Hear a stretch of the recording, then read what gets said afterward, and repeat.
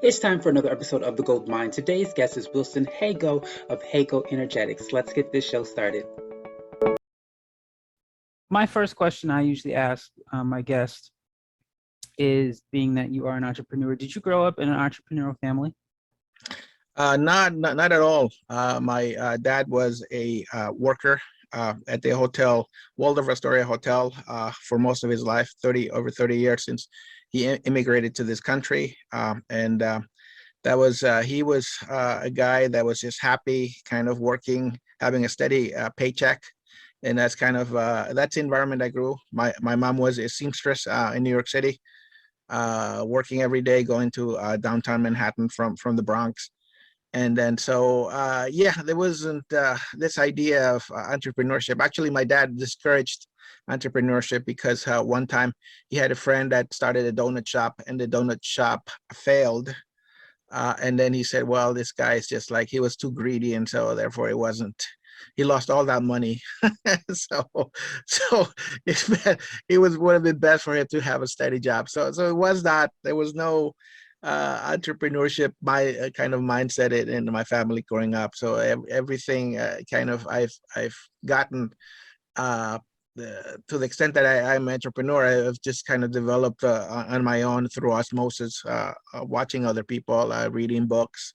Actually, up to I probably do not fit the usual profile of an entrepreneur, just because for most of my professional career, I've been an industrial chemist on salary. So from age like maybe 30 to 50, I was kind of a salaried employee, making a comfortable living.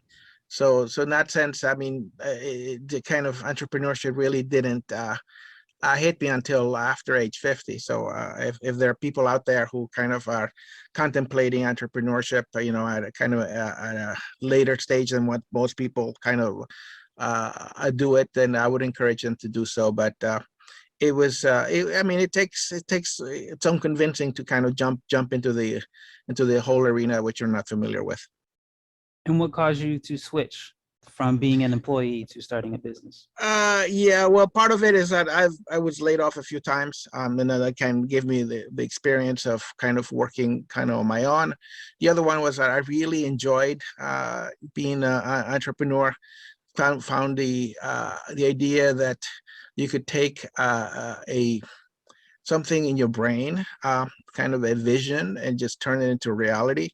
That is a really attractive feature of kind of being an entrepreneur.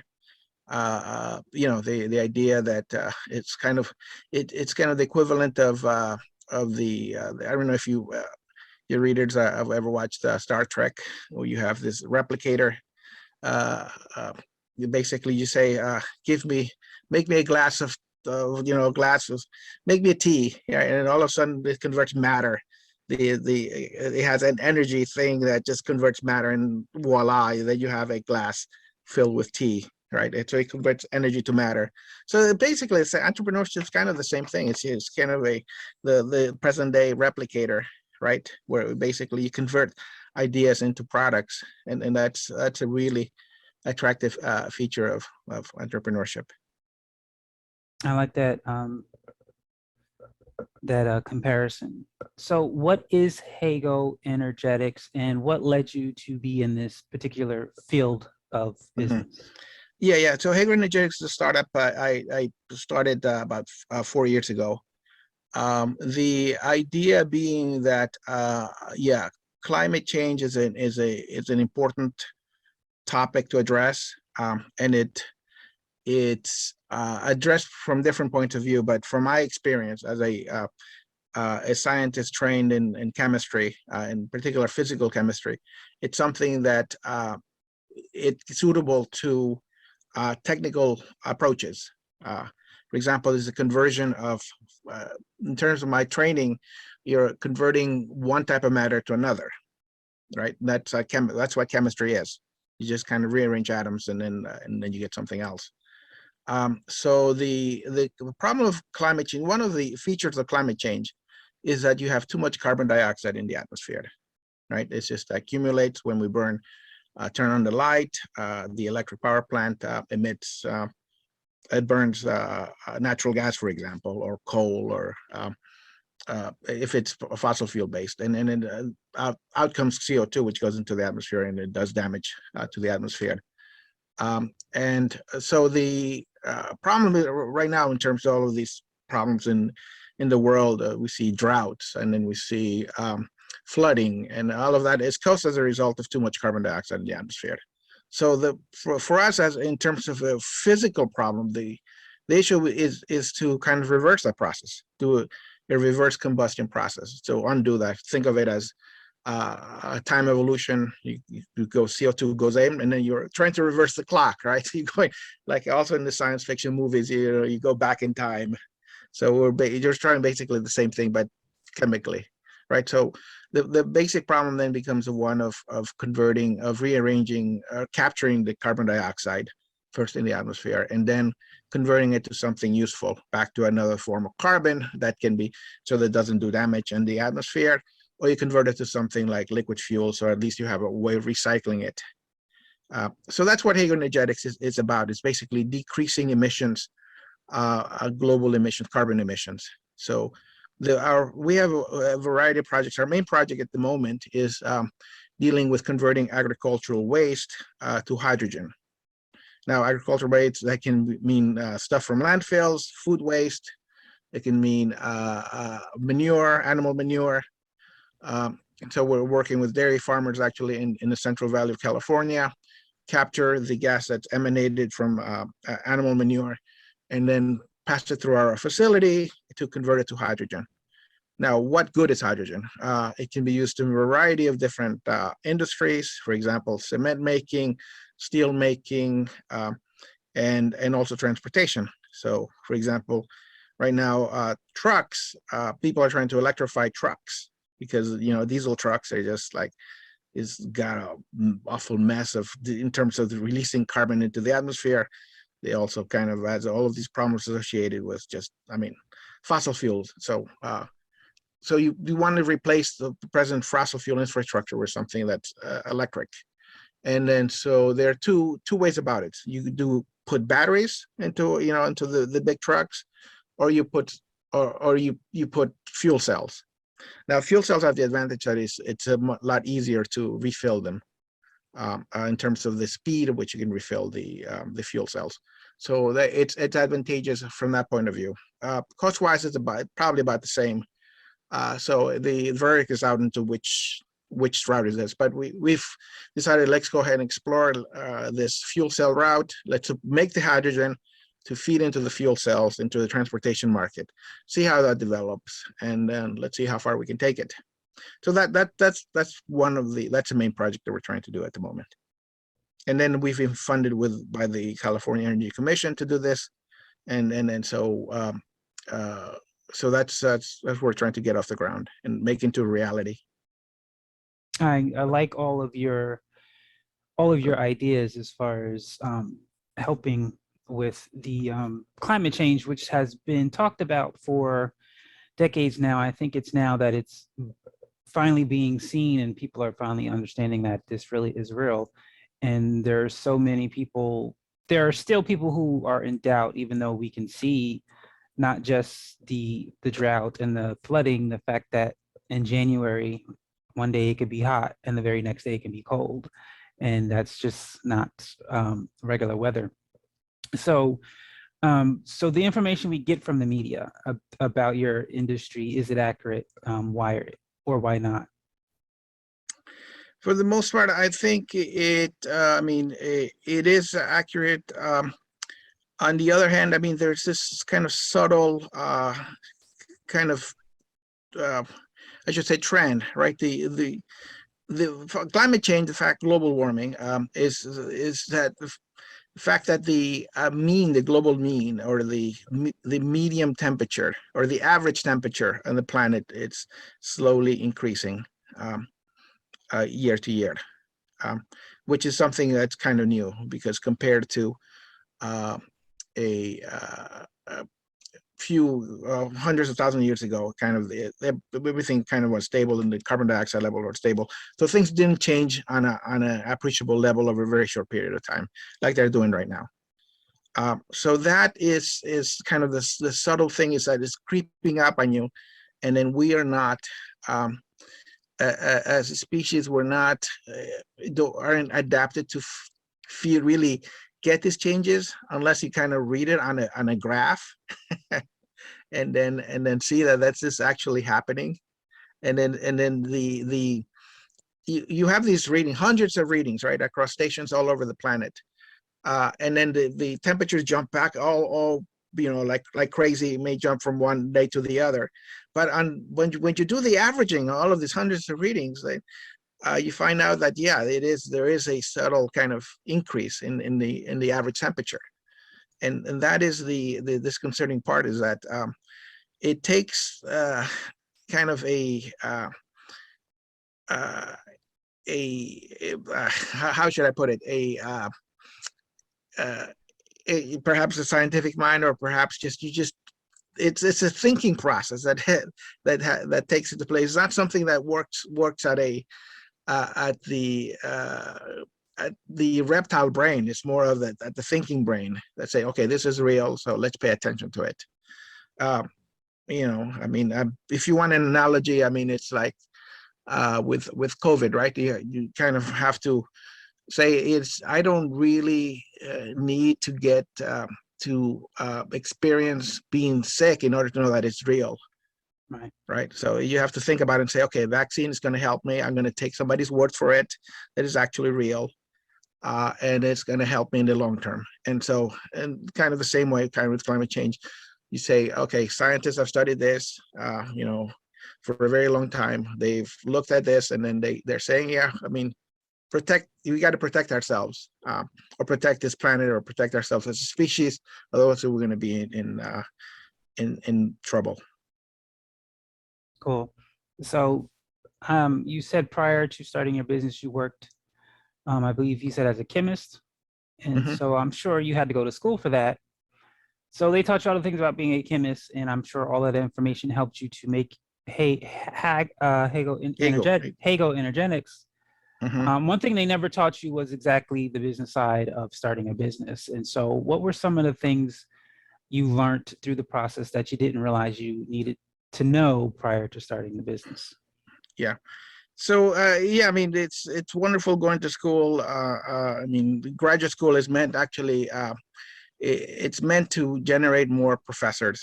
I mean, that's just kind of the bottom line. They really are not geared to crank out industrial chemists, or business people, for that matter. So when you go out there in the board, you kind of necessarily pick up stuff, the lingo, in terms of business. Um, One of the things I also picked up is just like how people actually were able to convince other people to give them money for for projects, right? One of the companies I worked for, I mean, it was able to raise over $200 million, and I was kind of one of the early people at the beginning, and I was just astounded that you could do this, right? That you can just go Series A to Series B and Series C, and then have people kind of put money into the company, because they're the promise is that this is going to be a profitable business. So that's one of the things kind of learned. There's also other things you learn, the importance of intellectual property, how you need to protect yourself, how you need to file patents, and then the other side is basically also business projections. You have to make credible business projections, and then you have to become familiar with financial language. So those are things that are not really taught in graduate school.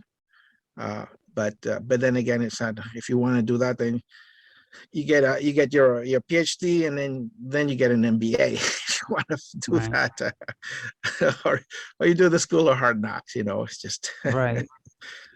Which is most times better than spending all that money. Mhm. Yes. So were there any setbacks? Because so many people, they look at Amazon and they look at AT&T and they look at these businesses and they forget they didn't grow overnight. So they'll start a business and 5 days later they quit.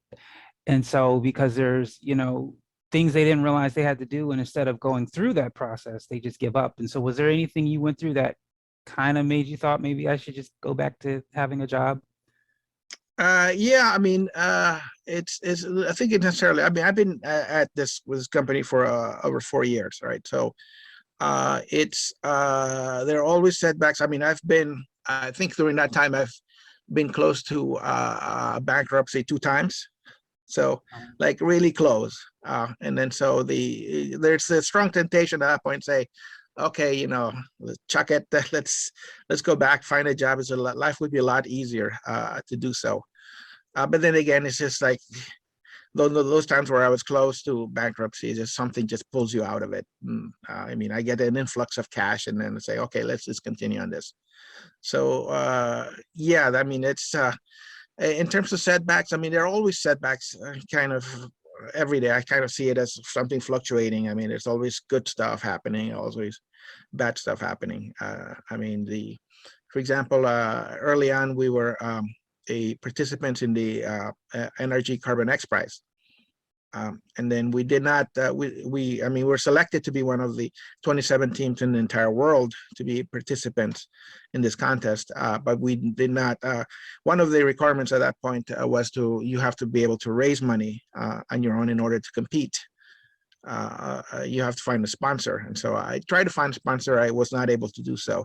So that was, and then, so therefore we couldn't really compete on a level with other teams that were able to find sponsors. So that was a setback. And then, yeah, I mean, that's, so you just kind of go with the flow and then say, okay, this is kind of temporary. I'm going to find something some other way. And luckily, I mean, I'm still in the game, and I'm looking forward to meeting the challenges ahead. Cool. So it seems like you are more of a business to business as opposed to business to consumer. And so, what can businesses do to help Hago Energetics reverse the problem CO2 has been causing so far? I think, I mean, in general, I think you have to be cognizant of the problem, that there is a problem out there, and that all of our actions influence that. Any business necessarily kind of takes produces, like, say, some sort of energy, right? So you produce energy, you have a carbon footprint. Your supplier, if not, I mean, your suppliers. So if you buy something, then you have to be cognizant that your suppliers are producing carbon dioxide. Or do you yourself through a process, like say you have a bakery, when you're making the bread, you're producing carbon dioxide, right? So you have to be cognizant of that, and then that it would be good to kind of find more efficient ways of doing things, so that to lessen that production. So if there's a solution out there that's green compared to other things, then I think businesses would help in terms of us collectively being able to lower our carbon footprint. And yeah, I mean, I think that's just in general. I mean, for us, I mean, what we're trying to do is produce a green hydrogen for the transportation sector. So if you're out there and saying, okay, I'm buying my hydrogen, then which is derived, let's say, from fossil fuels, then maybe the thought would be, let's just see whether I can buy the green hydrogen from this guy, and see when he can deliver it to me. And then so that would be helpful. At least engage in a conversation, or the mindset that yeah, we need to find greener alternatives to what we normally consume today. Oh, and what is next for you? Are you working on anything? Yeah, we're working on the project, the Green Hydrogen Project. As I mentioned, the idea is to install we're planning to install a pilot at a dairy farm in the Central Valley in California, and so that's gonna occupy a few months for us. And so that's the next major step for us. The other thing that we want to do is to do R&D into carbon capture. So we want to be able to take carbon dioxide from the atmosphere and have basically cars do that for us.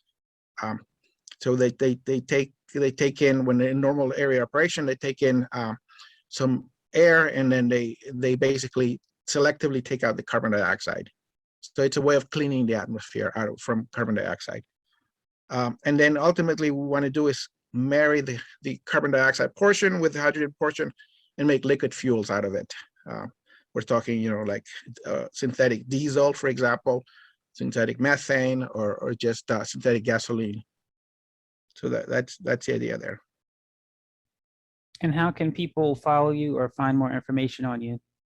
Yeah, so you just visit our website, hagoenergetics.com. That's HAGO energetics.com. And if you need to contact me, just send me an email to drwilsonh@gmail.com. That's drwilsonh@gmail.com. Okay, now one last question for you, a little bit off the subject. In your process of starting this business, was there, in reading your books, you said you read books, was there any entrepreneur out there that really inspired you and you took much influence or help from in the process that would, I guess you can say, was a mentor to you? I don't. I mean, I've read quite a few of them, and there's common threads to entrepreneurship. I mean, the common thread being that at the beginning you really want to kind of use whatever resources you have around you to get going. For example, I read the guy who started the sriracha business.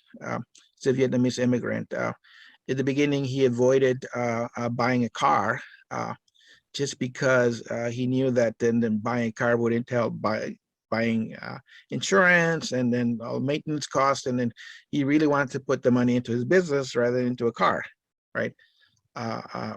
Stuff like that. There's another guy that wanted to really, he is a real estate guy. He really did not put it all into building a good credit score, right? So, so stuff like that. So, I mean, there are tons of entrepreneurs out there, and then I mean the familiar ones, like Musk and Buffett, and yeah, I've read all the biographies, but yeah, more along the lines at the very beginning, you just want to use whatever resources you have around you, people or whatever capital it is. You want to use that selectively and use in a wise manner, just to build up and then to multiply that capital. So that's the lessons that I'm able to get, but we will still see. I want to thank our guest today, Wilson Hago, owner of Hago Energetics, for taking the time to stop by the gold mine. Thank you and have a great day.